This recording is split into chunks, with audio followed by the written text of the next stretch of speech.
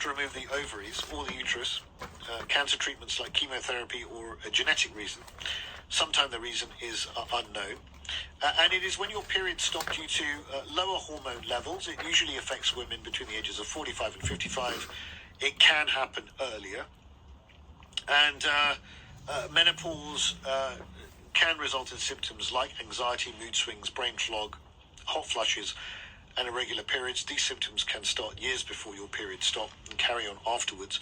And there's also this phenomenon of perimenopause, which is another thing as well, which is when you have symptoms of menopause but your periods have not stopped. Perimenopause ends and you reach menopause when you have not had a period for 12 months. Now, I think the whole conversation around menopause in general is a very important one to have, and I want to ask you this question.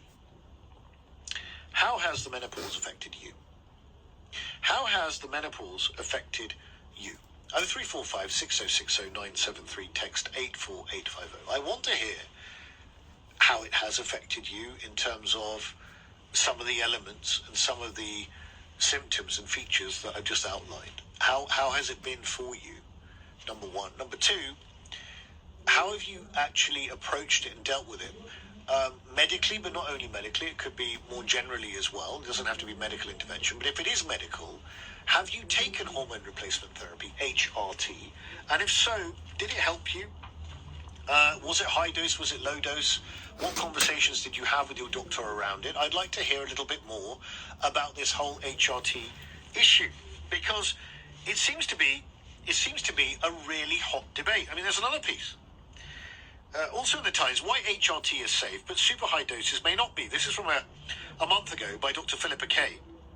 And she said, I could have never predicted that my social media feeds and clinic would have been full of worried women in the past few weeks. My new book, The Science of Menopause, was recently published.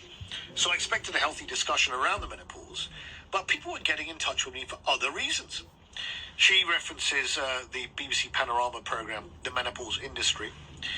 The Menopause Industry Uncovered, which swathes of women got in touch with her saying they were unsure if HRT was safe.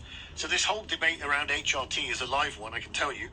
Now, just in terms of the background, and as I say, I'm not a medical professional, so please take this in the spirit of which it's intended, which is intellectual curiosity. And if I'm getting anything wrong, please do point out, because I'm not a medical professional. I'm not intended to be. Apparently, extra high HRT doses may increase the risk of womb cancer. That is what the argument is. Now, let me just read you this. If you think of the lining of the womb like a lawn in a garden, it says, just as the sunlight and the water make the grass grow, so estrogen thickens the lining of the womb. Now, think of progesterone as a lawnmower. It stabilizes the lining of the uterus to prevent thickening, which can increase the risk of womb cancer. Right, so the thickening can present the risk of womb cancer, and progesterone prevents that thickening. Now, giving estrogen alone increases the risk of uterine cancer, which is why if you have a womb, you'll always be given progesterone as part of your HRT. With regards to the licensed doses of estrogen in HRT, we have guidance on how much progesterone is needed to decrease the risk of womb cancer. Now, this is from Philippa Kay. So there you go. I think I've said enough so far, because I want to get this conversation going. How has the menopause affected you? 0345 6060 973. I want to hear from you if you are a woman, of course. But I also want to hear from you if you're a man who cares about a woman who has gone through the menopause. How was that for you? What support did you give? Did your wife, partner, daughter, mother have HRT? How was that for them? I'd like to get your perspective on it as well, because I think we should all be involved in this discussion to understand it better and understand what people, A, are going through, and B, how it can be approached from a treatment point of view and from a societal one. How has the menopause affected you? 0345 6060 973. Faye in Hitchin, thank you for waiting, Faye. Good afternoon. Good afternoon. Hi. What would you like to say? Okay, so I've had severe problems with my hormones all my life. I've just turned 51 yesterday. Congrats. And I'm really happy that I found a solution, but that wasn't by the NHS. So I suffered from something called PMDD, which I started getting when I was 17. So I had it for a very long time. What is that, Faye? What is PMDD? So PMDD is like PMS, so you get those blue times around your period. Okay. But it's exaggerated hugely, so it can be like you're suicidal, and gosh. you're actually. I was only well for 4 days of a month. Wow. Okay. So I had that from 17 years old until I was about 48. Right, and what causes this, Faye? Well, I didn't know what caused it, but actually it's because I didn't produce progesterone. I see, okay. So for all of those years I went to the doctor, they just offered me antidepressants, which on and off I went on them due to desperation. I mean, it ruined a lot of my life, it ruined my relationships. You go into this hole where you think your life is over. I mean, it's really severe. And then when I was about 47, it feels like it was accelerating. Yeah. And one day I just thought, I can't do this anymore. I tried not to have antidepressants because they just made me numb. And I went to the doctor in desperation and I said, I think I'm in my menopause and that's why it's like flaring up so much. And how old were you then, Faye? So I was 47 then. 47, but okay. I think I was in an attack of it where I was so down. Right. It was so horrific, and I just thought, I can't do this anymore. I'm going to have to take the antidepressant because I couldn't function. I had 4 kids, a business, and I felt like I was dying, you know. And she said to me, okay, I'll write you a prescription for the antidepressants. And I felt so defeated. And I had this prescription in my hand, and I thought, I've got to do something else. And I found a clinic in central London, and I called them, and I didn't really have the money, but I thought, I just need to go and do this. And I've been seeing them now since I was about 48. Right. And actually, the doctor got actually very emotional when I told her my story, and she looked at my blood results. Because when you go to private clinics, they test your hormones individually, and they're able to see exactly what the woman is lacking or needing. And she was like, you don't produce progesterone, and this is what's wrong with you. And they gave me the biochemical lozenge, which was really expensive, and I took it, and I never got it again. Sorry, if you just explain, please, what that is, the biochemical, what was it? So they make you a Pacific lozenge, which is a higher grade medicine for women, opposed to what you would get on the NHS. This was really expensive. Okay. And sometimes when my business was doing well, I could afford it. And my doctor said to me, you can get this on the NHS in a pessary. And I went back to my doctor and said, look, listen, this has kind of saved my life. And they would not prescribe it to me on the NHS. And what does it do, that thing that you had, this lozenge that you're talking about? What effect did it have on you? I mean, in terms of what was it trying to do? So the progesterone, it was replacing the progesterone that I was losing or that I wasn't producing, and this evened me out. Then this was really part of my hormone journey. And at being 51 now, and we talk about menopause, but really this is perimenopausal, where you have most of the problems, which can start at 35 years old, and women don't know what's happening to them. My point in this conversation is that if women's hormone health was addressed as part of their life, you wouldn't hit menopause like a train hitting you, because it's not really that there's a problem. It's the fact that women neglect their hormone health and they don't have their levels checked, so they have no idea what they're needing. Now, this clinic that I go to, it costs me £600 every time I go. Oh, it's a lot. Yeah. It's a lot. But I can tell you, I have never felt so looked after and held my whole life, and I would, go without, so my 3 months to check with them. But it's very sad that women in Britain who can't afford that, and I can't really afford it, are suffering because the NHS are giving out antidepressants like they're Smarties, and that does nothing for women at all. It actually has a more negative effect because you're not clinically depressed. So Faye, just on the checking the hormone health, as you put it, how is that done, the hormone health? Is that a blood test? Is it specific tests that are done when you go?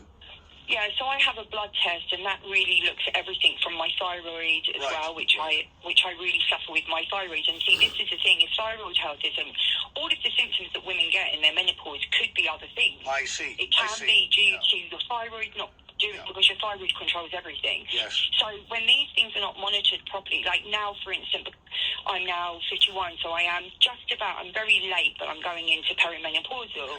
I now take some testosterone in a cream because I'm not producing it, and other little things, and I feel great. I don't have these crashes, but like, even my daughter, she's 21, when she's not, I think with periods, women think it's normal. It's normal to have bad periods. It's not normal. If you've got bad periods or bad depression, this is not normal. This is not how women should be living all their lives. With your daughter, Faye, given your own experience, how has that conversation shaped how you've sort of guided her in your conversations around that with her?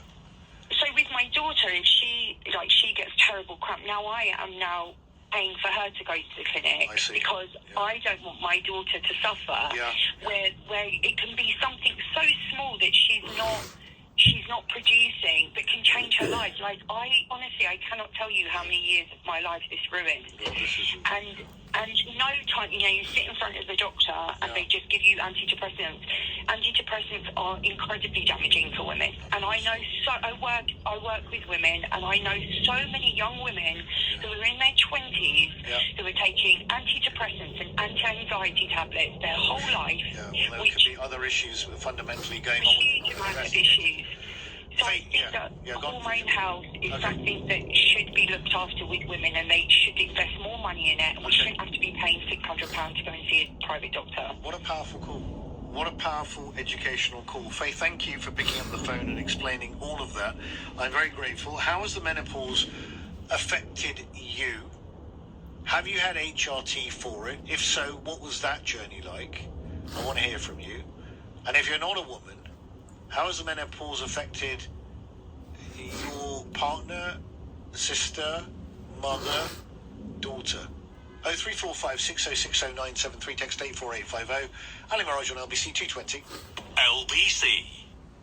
Save up to £754 on the all-new Honor 400 Pro smartphone in 3, featuring Google Gemini and Circle to Search with Google. And Steve missed out. Why? Because he's a mug. A mug? What? What does that mean? The misguided upgrade guy. Paying too much for the same old phone. Again. Really, Steve? Oh, right. Don't be a mug. Get your new Honor 400 Pro at 3 today. T&Cs apply. Limited time only, whilst stocks last.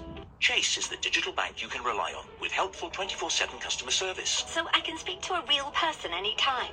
Of course, even on weekends. And you get a handy 1% cashback on everyday transport. Like on my train to visit the family. Roger that. Join millions of customers and see what your money can do with Chase. Download the Chase app today. 18 plus UK residents. Eligibility applies. 1% cashback on debit card spending on groceries, everyday transport and fuel for your first year. Max £50 per month. Exceptions apply.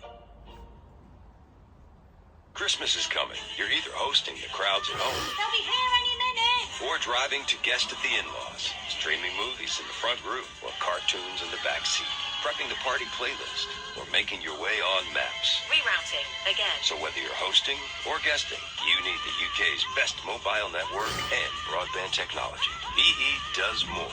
UK's best network. Root Matrix data H125. Full fibre is the UK's most reliable broadband technology. Ofcom's Broadband Terminology Research, March 2023. Verify at ee.co.uk/claims. When you buy a BMW approved used electric car, there are no surprises. You'll find the largest range and the widest choice. Naturally, every car has been meticulously checked by qualified BMW technicians. Hardly a plot twist. And they always come with a battery health report and at least 12 months unlimited mileage BMW warranty. Just as you'd expect. BMW approved used electric cars. Nothing new here. Search BMW approved used electric. Obviously. Ali Mirage on LBC. Call 0345 6060 973. Ali Mirage on LBC 222. How has the menopause affected you? 0345 6060 973, text 84850. Melissa, first time caller in Kingston upon Thames. Melissa, welcome. Good afternoon.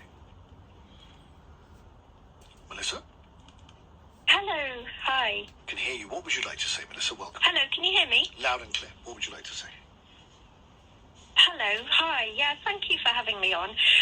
My heart goes out to Philippa, your last caller. You know, she sounds like she had a really difficult experience. I think what I wanted to share is there are other options out there to HRT, and actually I managed my menopausal transition naturally using homeopathy. I am a homeopath by profession.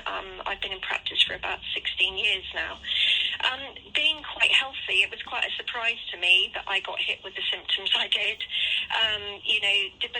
Debilitating migraines, insomnia, hot flushes, which were, being quite a chilly person, were quite off the charts for me. But I did manage this using supplements, using mainly homeopathy, and what's really interesting and something I learn about a lot in my work is how our mindset affects what goes on in our body. And there's an awful lot of fear created around menopause.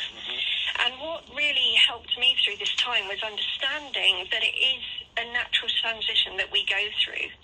And stories of other women that have been through this, and it can actually be quite a liberating process. I think in Western society, we're very much, it's a decline, it's a deficiency, our hormones are changing, and it's a detriment to us. But there are lots of other cultures that see it as, a time of women coming into empowerment, the wise woman phase, the crone phase. I don't know if you've heard of that. And understanding that and kind of listening to my body. That's one thing, with homeopathy, we view symptoms as the body's way of healing itself, to kind of listening in with, tuning into what my body needed, what my body was trying to show me. I feel a lot of stuff, a lot of the, anxiety was big for me at that time, because I was 47 and I felt that was quite early. I'm 51 now, so I guess I'm post-menopausal. I'm just over 2 years without a cycle. But at that time, it's like you go to pieces. It's what's happening to me. And, sometimes with moods just needing to be on your own. But it's almost like what I feel comes up at that time is emotional things we haven't dealt with from the previous chapters. I don't know if you've heard of the maiden and the mother, because we're going into a new phase of life as women, and we don't want to carry that emotional baggage. So I think a lot of what goes on is like forcing us to kind of be still, be quiet, to kind of listen into what's going on with the body. And it can be quite an empowering journey. And I'm kind of the other side now. And I do have the odd symptoms kind of come up now and again. Some hot flushes return periodically. But generally, it has been, I feel, quite an empowering transition for me. And I just, I'm so passionate about sharing that, as women, it's with choice how we handle the journey. And HRT is one option, but there are other options out there. Do you think, Melissa, thank you, by the way, for your perspective, do you think that we are open enough about having this conversation? I mean, Fiona Clark has written a book about this, and she's a health journalist and author of this book called Menopause, and she has talked about the fact that it becomes quite hostile, this discussion around menopause and the way you approach it, be that medically or otherwise, and there's no room for nuance, and it's black and white thinking, and this is it's effectively it's a new front in the culture war for some reason. Yes, it is sad as well that women can kind of turn, I think we need more unity and acceptance. If we all have a different experience of this journey, and we all choose to handle that journey differently. And, I think women need to come together, not be kind of forced into, opposition. And, it's very representative of, this going to war on our bodies, isn't it? Of something's going wrong. So I've got to battle my body and fight my body and force it out, to not have these symptoms. It's kind of like, the body's like the bigger picture of what's going on with women. I think, it's, if we slow down and tune in and, we live in a society that's very, action-based, isn't it? 24/7 busy, that whole masculine doing energy. And the feminine energy is... We're also looking for solutions all the time, and I'm not really sure what the solutions are to all of this, but I don't know enough about the HRT and whether they should be high dose or low dose or whatever they are, but I am interested in the whole discussion around how it's got so polarised around an issue which all women face, and they're becoming increasingly difficult to have a rational conversation about. Melissa, thank you. Princess, a first-time caller in Twickenham. Princess, welcome. Hi. HRT has changed my life completely. I'm 54 at the moment, and I started it around 47. Okay.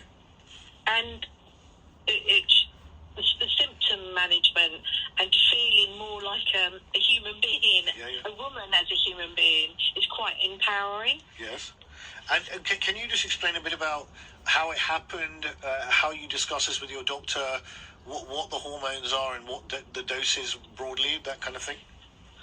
Yeah, I'm actually a district nurse. Oh, perfect. So you can tell us properly what's going on. Forgive me. Well, Go ahead. I'll try. Thank you. I'll try. Well, what had happened is that I was having sleep disturbances, Yes. and the hot sweats were taking over, the moods were all over the place, Right. sleeping all over the place, Yeah. and it just gradually crept up on me. And it was another nurse that I'd gone on holiday with that said, "You're menopausal here."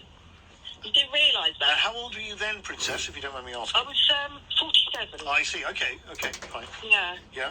And when I got back from my holiday and I thought about it, and I was quite offended actually at the time. I thought, no, there was no way I could be menopausal. And it when you realise that you've become menopausal, it makes you feel like part of your womanhood has been taken away from you. Yes. Yeah. I can't understand because I'm not a woman, but I understand what you're saying. I can appreciate what you're saying. Yes. Yeah, it does feel like that because obviously my periods had started to stop and my body was changing and I was no longer in control of my body and my feelings and what was going on. Yeah. So on the HRT part of it, Princess, on that journey, how did that happen and what was the conversation around the dosage levels? Well, because I'm a district nurse, my GP knows I'm a district nurse, I just went in there and I said, I've got all these symptoms and I want HRT. I need to be back in control of what's going on with me and I need to be functional. Yeah.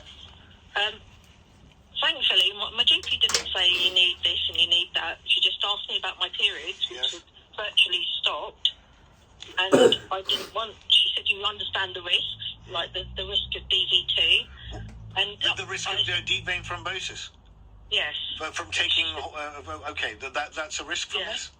There is a risk. Okay. There was I don't know whether there is still. Okay, but there was. At that time, they did say to me, you do understand the risks associated with taking HRT. Okay. I said, look, I don't care about the risks. I'm not living at the moment. I'm just existing. So interesting. I said, I need my life. I need my life back. And Princess, do you worry about the conversation around dosage? Because this is a real point of contention. Well, it's a point of contention, though, isn't it? Because, for example, Louise Newson and the British Menopause Society, this is the exact focus of the argument, right, about dosage levels and the unintended consequences of having higher doses. Well, I'm actually on a low dose, and it's worked for me, and I haven't had to change my medication at all, and I haven't had to make amendments with it. But I think because I'm a health professional, I was very clear on what exactly is going on, what had been going on, and how I'd recognised it. Understood. Whereas not everybody has that insight, do they? No, they don't. So it was difficult to make that. It would have been difficult if I hadn't had such insight. I appreciate the fact that you do and you have and you've shared your perspective, Princess. Thank you very much indeed for this. A really, really interesting and important discussion here. How has the menopause affected you? I want to hear your story. I want to also hear about whether you have had HRT, the conversation around that, the dosage level around that, the potential issues around increased risk of cancer, potentially in certain cases. And I say in certain cases because everyone's different and everyone needs to have a proper conversation with their medical professionals on guidance about what their body needs and what their body can take and what's most appropriate. I'm not in a position to say that, nor is any other quack doctor out there or any influencer or anyone else, quite frankly.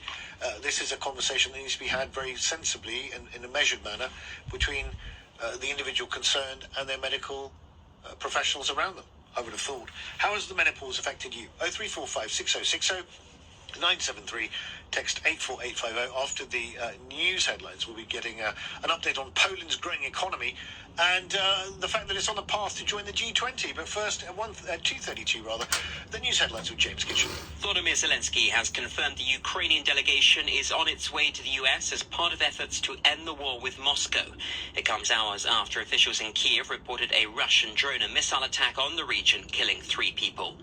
Zara Sultana has boycotted the first day of of her new party's conference after members of left-wing groups were banned. The former Labour MP co-founded Your Party with Jeremy Corbyn in July. She's now branded the expulsion of Socialist Workers' Party members a witch hunt.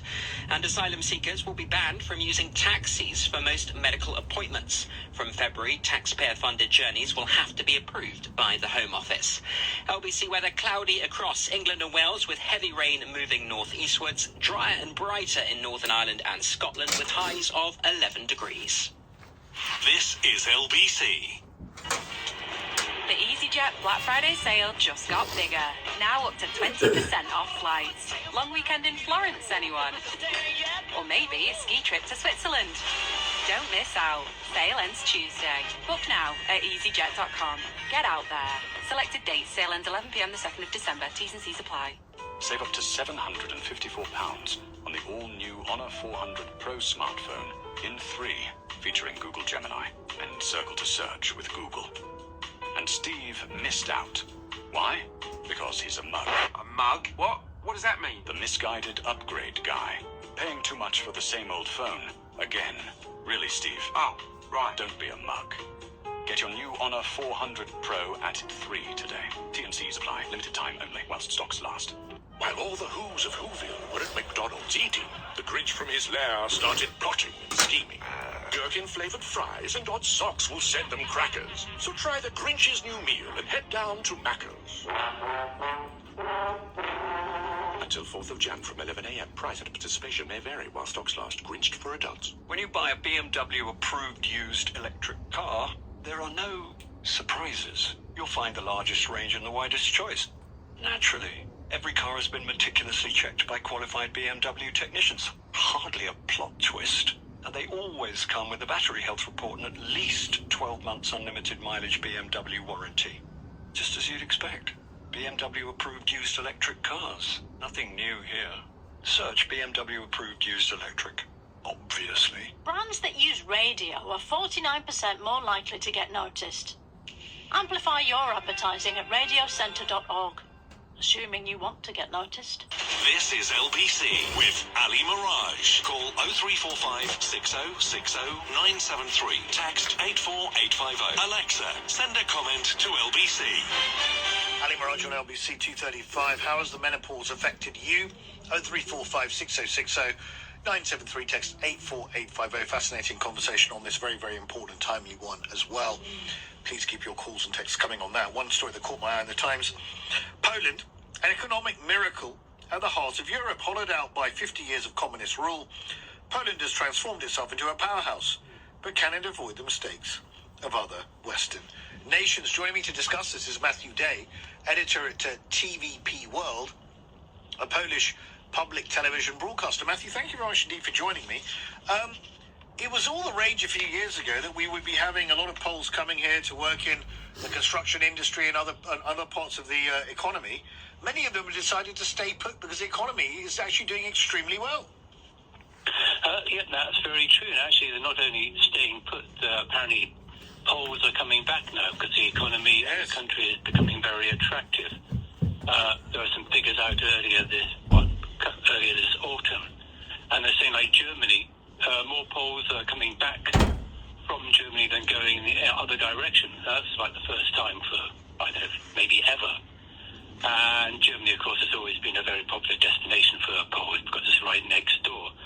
So the fact that even from Germany they are heading home and preferring to re-establish themselves back in their home country is an indication of just how far the Polish economy has gone in the past, say, since the end of communism. Well, some people are calling it an economic miracle, one that was started by Lech Walesa, the upstart electrician who led the democracy movement in Poland, who I had the pleasure of having dinner with some years ago. And apparently on purchasing power parity, which is the amount that the average Pole can buy with their money, Poland could surpass Israel in 2026. What are they getting right? What are they getting right? Well, Poland has a number of advantages. To begin with, it's a big country, really, for Europe. Population of 38 million people, and it has a very diverse economy. So, for example, agriculture is a huge part of the Polish economy right now. If you go to your supermarket, go to Tesco's, go to Sainsbury's, look at the blueberries, look at the cucumbers. Often or not, they'll be from Poland. But it also has a very strong manufacturing base. It's benefited immensely, say, the last 10 years from investment from Western companies who have put their back office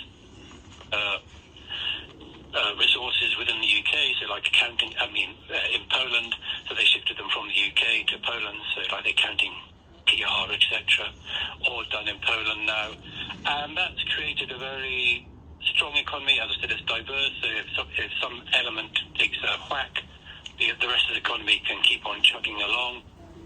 It's not like, say, neighbouring Slovakia, another post-communist state, which is very dependent on the car industry. So if the global car industry suffers, then the whole economy of Slovakia suffers. Poland's big enough to withstand these shocks.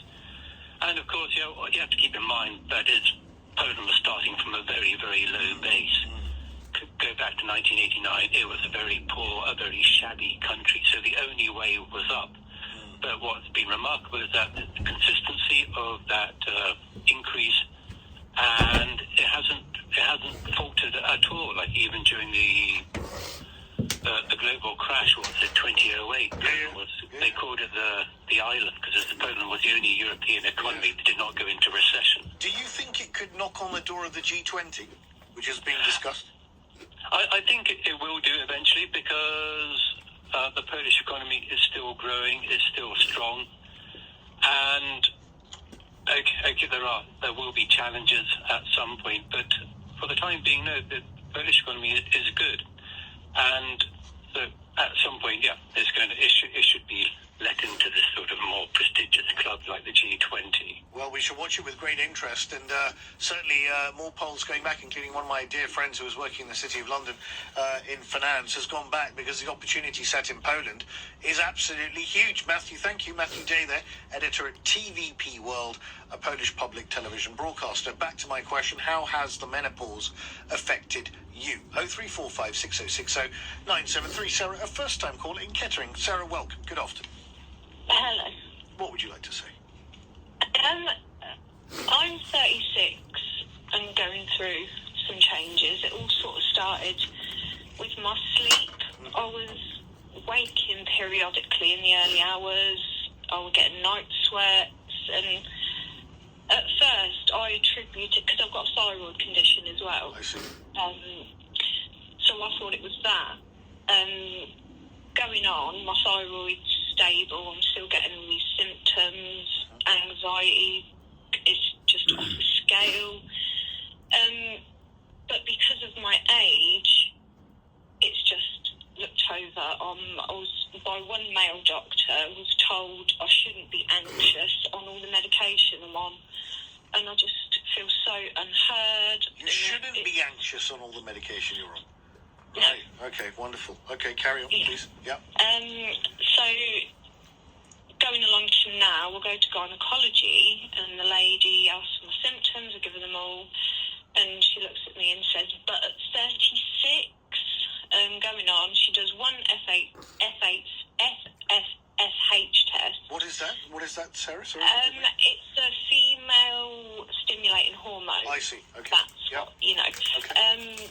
She does just one test, and it comes back adequate, so that's that. She's sent me back to the doctors, right. So now I'm at a standstill again, and I just don't know where to turn.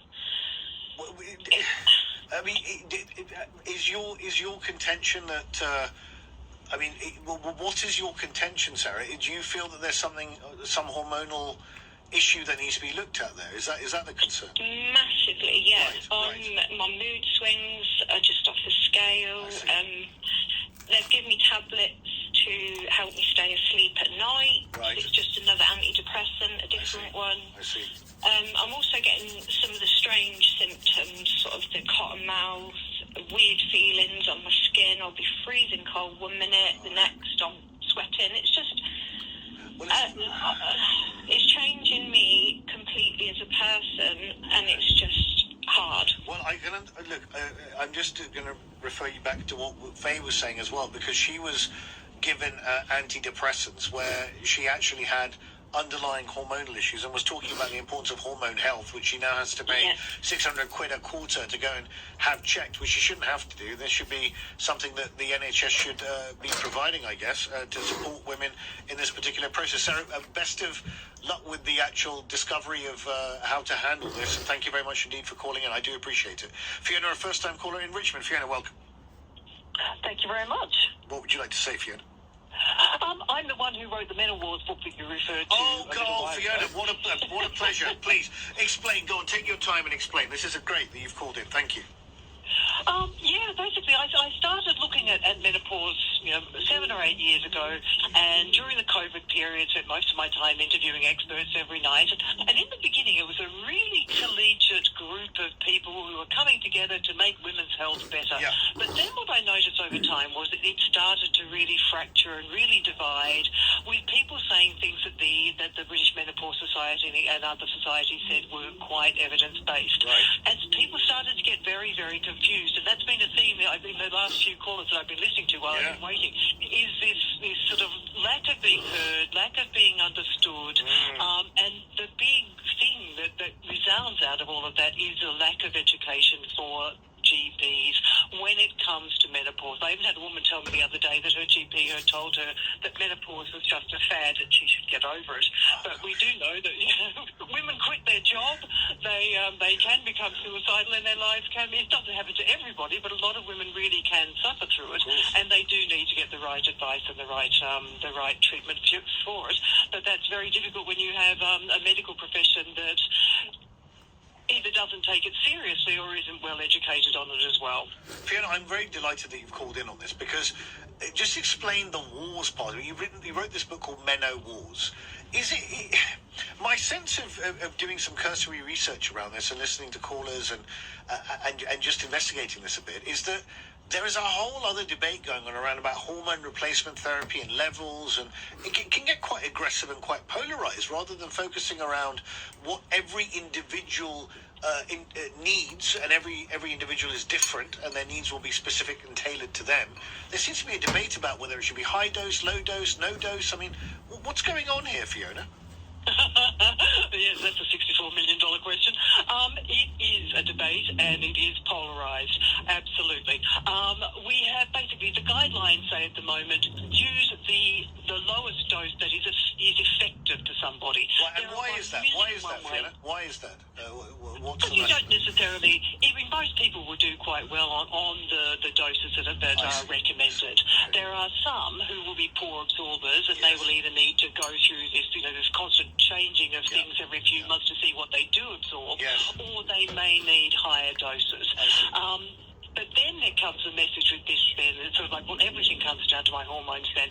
And, if you've been sailing along okay, and then things start to change, then women would think, oh, okay, it's okay if I just, up my dose of estrogen because it's perfectly safe and I can do that. Yeah. But it's not necessarily perfectly safe, because there's a really fine balance between the hormone that controls the thickness of your womb lining and the estrogen. The estrogen feeds it. If you have too much of that, then you risk ending up with endometrial hyperplasia, which is a risk factor for cancer.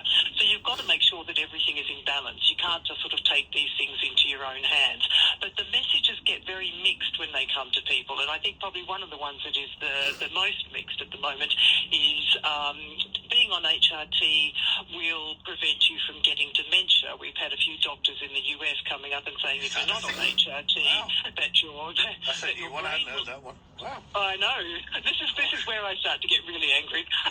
Your brain will eat itself, and another one saying you will actually suffer from brain death if you're not on HRT. Isn't it dangerous? I mean, all this stuff that's pervading different forums and social media and influencers and stuff. I mean, do we not have to go back to like actual proper medical evidence-based stuff tailored to individual patients' needs? Well, this is exactly what the societies are saying, and they've started to sort of pipe up and go, well, hang on a second, that's not exactly correct. Right. And that's when people get really, really angry, because they love the people who have told them that this is going to work. So when they start to be told, they start to hear a different message, then they tend to get a little bit upset by it. And it is a very confusing and difficult space, and if you try and explain it to people, then you end up with them basically saying, well, you're just part of the establishment, the old guard, the big pharma lovers, and all of those arguments sort of start to come out, so it becomes very, very messy. Thank you very much indeed, Fiona. I really appreciate that. That was Fiona who was listening to the conversation. She's the journalist and author of the book Menopause, who got involved in our conversation. I'm very grateful to her for that. How has the menopause affected you? 0345 6060 973. Text 84850. Ali Mirage on LBC 248. This is LBC. There's an old Thai saying that roughly translates as, the family who takes the internet on holiday can locate a less crowded beach. Particularly handy, my friend, if it's peak mating season for nippy little crabs. Pack the internet with an eSIM from Airalo. That's AIRALO. They did it again. Flower instead of flowers on my birthday. I'm 95 minutes late, but it's hard to leave when you've shared so much. Your postcode, your gluten intolerance. Then I saw it. 25% off your first Ocado shop, plus free delivery. And I just knew I'd found the online supermarket of my dreams. Ocado, life delivered. Geographical restrictions. Min spend £60, max saving £20. Charges and Christmas restrictions apply. New customers only. Terms at ocado.com. How's the business going? We're busier than ever, but struggling to get the staff we need. Recruiting can be such a distraction. We gave Job Centre Plus a try, and they've really helped us out. Really? Yeah, it was dead easy. We got our own employer advisor, Julie, who helped advertise our jobs, shortlisted candidates for us, and let us interview at the Job Centre. We've hired some great people, and Job Centre Plus really took the hassle out of it, and there was no fee. Brilliant. That's straight on my to-do list. Find out more at business.gov.uk/recruit. Eligibility criteria apply. For people living with dementia, Christmas can be confusing, overwhelming, heartbreaking. Families are often left to cope alone.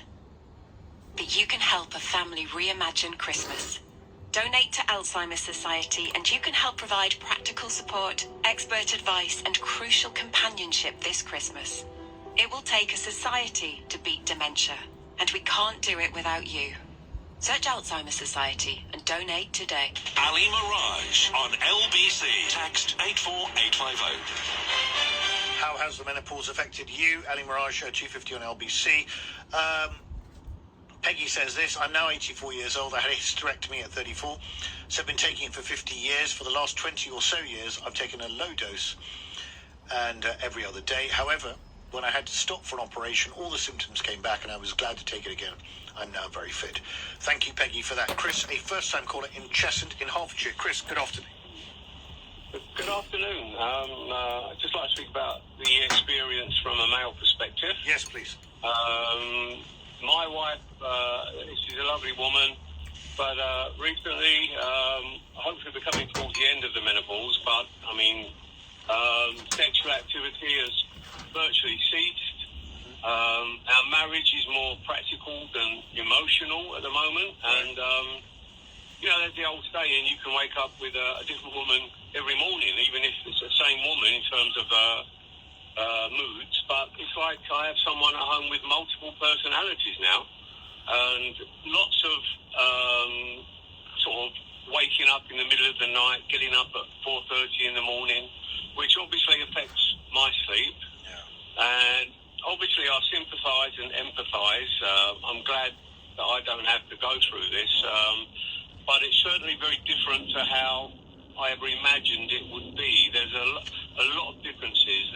It's not that we have a cold marriage, but, you know, the emotional intimacy, let alone sexual intimacy, is pretty scarce. How have you handled this conversation with your wife, Chris? Well, we've spoken quite frequently, but I think it's pretty much something we're going to have to just see through, because I'm hoping she's coming towards the end of it. Although, having said that, I don't know then what to expect.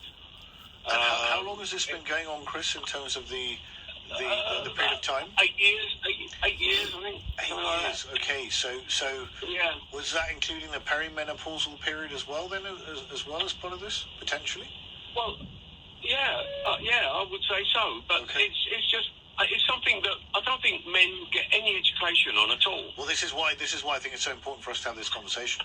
Absolutely. Yeah, it's absolutely something that comes not out of the blue because it happens, but when it actually hits, it's nothing like you ever imagined. And I think if we had some kind of general information put around, and I think most of the things you hear about female menopause is in jokes. Yeah, which is not right. Doesn't really help. Yeah. No, it does not help. It doesn't. It needs to be educational. Chris, where do you see this now going in terms of the relationship? I mean, you've had the conversations. Your wife's obviously going through a lot at the moment. Can she understand how you're feeling as well? Have you explained it to her? Yeah, I have, and I think she does. But I just think I could have been better armed going into it. I'm not sure how much we could have made a difference, but it's. There's love in our marriage. We love each other. That's not the issue. It's just how much of an impact this makes on the relationship, especially on the intimacy, because a lot of the time she wants to be left alone now. Yeah, I can understand. I can understand what you're saying. She doesn't want me bothering her in many different ways. I can understand, Chris. Look, I appreciate your perspective as well. It's a very important contribution to this discussion. Thank you. Chantal, a first-time caller in Elstree, where I went to school. Chantal, welcome. Hello. What would you like to say, Chantal? Gosh, yes, really, really important topic. So thank you for covering this. I've got two personal stories really. One is that my late beautiful mum suffered from monthly migraines. They were like 2.5 days in bed, absolute crippling agony. I would take care of her growing up. This went on for about 30 years. 30 years? Wow. 30 years, yeah, of monthly migraines. Like if you had to score them 1 to 10, they were a 10. She wanted to die. Like that level of just terrible extreme pain. Really? Okay. Really? Okay. Absolutely debilitating. Right. So I would look after her. Okay. After about 2 days, she would come out of it, and then she'd be back to her normal, brilliant, vivacious, healthy self. She did get. She tried to get help. She went to the migraine clinic. She went to the doctors, and nothing was done for her apart from giving her medication, which generally didn't really work. And then when she hit menopause, ostensibly when her period stopped, the migraines stopped. Right. And we realised that decades of suffering could have been reduced or maybe even eliminated if hormones had been addressed all those years before. So that's one thing. Now, I had migraines reasonably frequently, but mine were never monthly. Mine weren't patterned like hers, so I couldn't really see how I could attribute it to anything hormonal. But when I was about 48, I was in the middle of leading a seminar, which is part of the work I do. So I was doing a lot of work with groups, and I was sitting there at the front of the room, and I suddenly started to feel this incredible heat rising through my body. I had never experienced anything like it. I didn't know what was going on. I felt quite self-conscious because I thought it must have been really obvious. Actually, it wasn't as obvious as I thought, but this kept happening. It went on for weeks, and then some other symptoms started, and I started talking to a friend, and she said, "I think you're in perimenopause." And I was like, "What?" She said, "Well, you're 48. You're having these symptoms." Then the symptoms moved into hot flushes, which became like a regular daily thing. I mean, regular all day long, all through the night. I would wake up boiling hot, stripping off my clothes next to my partner. He'd be freezing. Then I would wake up freezing. Women all talk about these similar symptoms. On a chilly night in the middle of the winter, I'd be sitting next to my partner on the sofa. He'd have his fleece and 2 jumpers on, and I'd be stripping up to my undies, which is probably every cloud's got a silver lining for him. He didn't complain. And but I'm sitting there literally in my underwear, like perspiring, like you've never seen. And he's looking at me like, "What is going on?" I'm absolutely boiling. And then the raging started. That was when I just knew, oh my goodness me, I would lose my mind over nothing. I mean, I'm quite fiery, but not like that. fiery.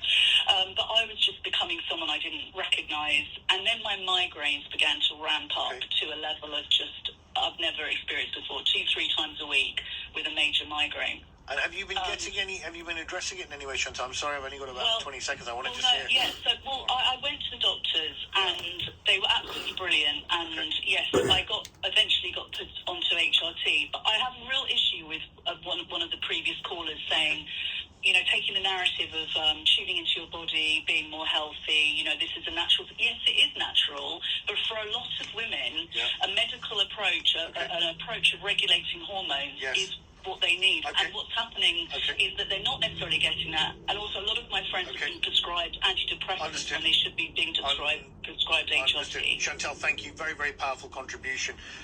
Really, really interesting hour. Some very difficult stuff there.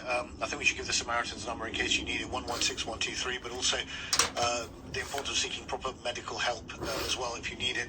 If you missed any of the show, download the LBC app or go to Global Player and download it for free from your app store. Coming up at 6 on LBC is Natasha Devon, but first is Vanessa Fouts. Thanks, Ali. At 5, Sadiq Khan recalls the racism he experienced as a child and urges Nigel Farage to apologise to those he hurt at school. Does childhood racism leave lifelong scars, and can someone with a racist past truly change? At 4, should West Streeting overrule the government advisors and offer prostate cancer screening more widely? We hear from Cancer Research and Errol McKellar, the campaigner. But first, at 3, pressure builds on Chancellor Rachel Reeves over accusations of smoke and mirrors in her budget. We'll break down what's in it, what it means for you with economist Vicky Price. Do give me a call, 0345 6060 973. This is LBC.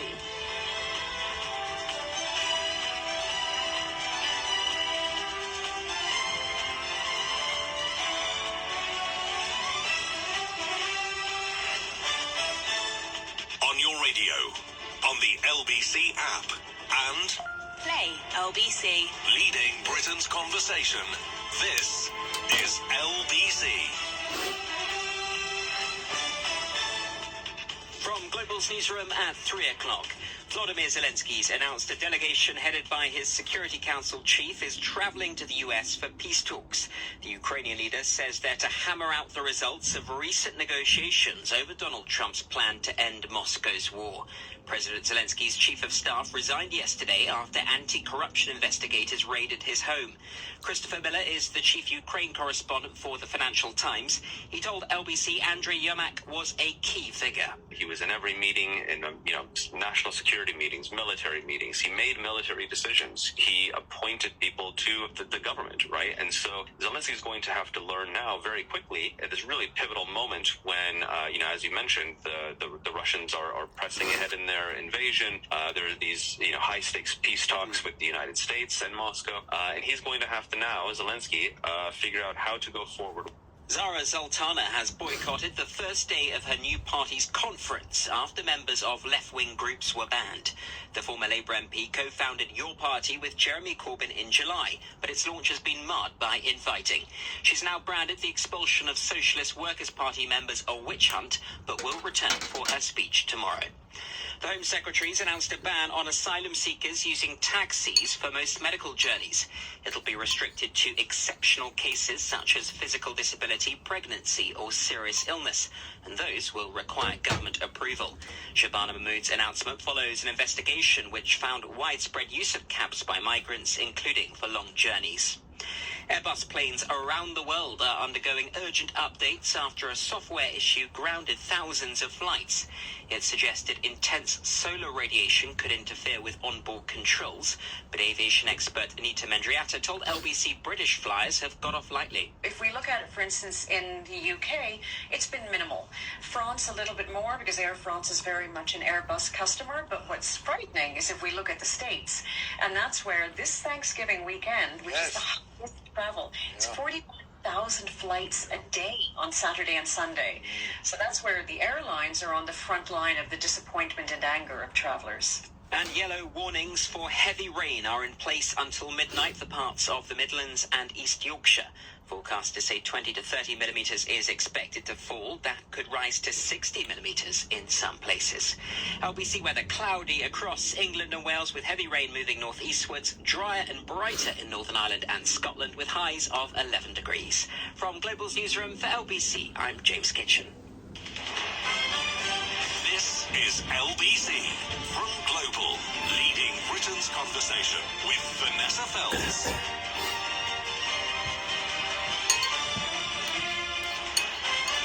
Lovely LBC listener, very warm welcome to the programme. How nice to have your company. The time 3 minutes past 3. Saturday, November the 29th. The place is LBC. I'm Vanessa Feltz here with you every Saturday and Sunday on LBC between 3 and 6. So I bid you a very fond good afternoon. I trust your weekend is its usual symphony of perfect harmony, and I hope you won't object if I trample on your tranquility to ask you a pressing question. Should Rachel Reeves resign? If you've managed to reach 3 p.m. without having any idea at all what I'm talking about, let me fill you in. Here's the Telegraph's front page. Headline, Reeves on brink over tax lies. She fights for job after being accused of misleading the public ahead of the budget. The OBR told her there was no £30 billion black hole, making a raid on workers unnecessary. Badenoch calls for Chancellor to quit and accuses her of bribing MPs to save her skin. Now, if that's not enough for you, here's the Mail's front page. Liar, in inverted commas, Reeves must go now, exclamation mark, not in inverted commas. She knew there was no black hole in public finances, but kept that secret to hike taxes in benefit street budget. So this is what happened. The Chancellor is now at war with the Office for Budget Responsibility. You remember the OBR. How could you forget them? They're the ones who leaked her entire budget before she'd even had a chance to deliver it, massively taking the wind out of her sails. Well, turns out the OBR's full of unexpected surprises. Yesterday, it published a blow-by-blow account of its discussions with the Treasury in the run-up to the budget. And it revealed that a series of statements from Miss Reeves and her officials in recent weeks falsely exaggerated the gaping chasm of the so-called black hole with which we had all become depressingly and distressingly familiar. After weeks of briefing from Reeves and her henchmen as the hideous £30 billion black hole was used as an excuse/explanation for a substantial tax raid, it turns out that she and her department had been informed by the OBR that Ms. Reeves at no point faced a shortfall of more than a piffling £2.5 billion. So that's a £27.5 billion exaggeration, or a thwacking great lie inflicted on you, me, and the country, depending on your perspective. So obviously, I need to know what you think about all of this. Either way, it surely represents an attempt to pull the wool over our eyes, to terrify and then pillage the British taxpayer, and a strategy of what I could politely and euphemistically call deliberate obfuscation. It's the diametric opposite, isn't it, of Keir Starmer's declared devotion to transparency. He loves that word. Rachel Reeves, you know who she is, the Chancellor, and Richard Hughes, the OBR chief, both now face calls to resign. Mr. Hughes claims he told Reeves about the downgrade as early as August the 7th. What? Months before speculation began to mount about an income tax raid. Last night, the Treasury attacked the OBR for publishing a timeline of when its forecasts were given to ministers, with a spokesman accusing the OBR, which is a watchdog, of breaching the private space for discussions with the Chancellor. So I'm asking you, and I really hope you've got your finger poised over the phone right now, because how can you not have something to say about this? We talked about that black hole ad nauseum. Some of us felt we were living in it, absolutely subsumed by it, didn't we? It's been sort of the opposite of Narnia. It was horrible when you got there, well, maybe just as bad as Narnia. So I'm asking you this afternoon, lovely listener, for your reaction to what has been going on behind the scenes without your knowledge. Do you feel manipulated? Would you go so far as to say that you've been lied to, deliberately lied to? Or, as a pundit remarked somewhat nonchalantly this morning on another show, is this just politics, just the way that politics works? Had you heard so much about that £30 billion black hole that you believed every single word of it? Are you genuinely surprised when politicians fudge and embroider the truth? Or do you think that anyone who believes a word any government member utters is hopelessly naive and deserves whatever is coming to them? It is over to you. 0345 6060 973. What do you make of this? The wool pulled over your eyes. Let's discuss this with Vicky Price, the economist who previously served as head of the UK Government Economic Service. She's currently the chief economic advisor at the Centre for Economics and Business Research. Did you believe in the black hole, Vicky? I did actually, I'm afraid. I believe that the OBR had looked again at the productivity data, and I do think that that is an important part of what's happening in the economy, and they were absolutely right to say, as they have done, because they did stick to that, when they revised downwards productivity growth figures, that the problem with the UK has been much longer. It wasn't just a question of COVID and everything else, but if you look back, Brexit, the financial crisis, the whole thing, it had led to less investment in the economy generally and less productivity growth, and that was becoming endemic. In other words, it wasn't just a short-term thing. Right, So, so hang on a minute, You're a professional economist. You're not just any old jobbing economist trying to make a living piecemeal as an economist. You're the chief economic advisor at the Centre for Economics and Business Research, and you believed in this £30 billion black hole. You thought it was a real, actual hole that we could all fall into and never, ever get ourselves out again. It was so extreme, and therefore it excused or explained, or both, whatever Rachel Reeves wanted to do and however she wanted to do it, really, because it's an emergency situation, a £30 billion black hole. Now we hear from the OBR that they told her as long ago as August the 7th that actually there's not a huge black hole, it's a tiny little fissure in comparison. £2.5 billion, not £30 billion. And actually the economy and everything else was doing quite fine. What do you make of that? Yes, I mean, I have to admit that a number of us were fooled, probably all of us, because we thought that that was it. It was just the productivity growth figures looking ahead that were going to do the trick, in the sense that for each 0.1% drop in productivity, you lose lots and lots of revenues, possibly up to 10 billion a time. Multiply that 3 times for the next 3 years, which is what they had anticipated, and there's your 30 billion. What, of course, they had also done is they then possibly subsequently looked at what was going to be happening to wages. And as we know, wages have grown slightly faster than inflation for a while. And the expectation was that they were going to come, tumble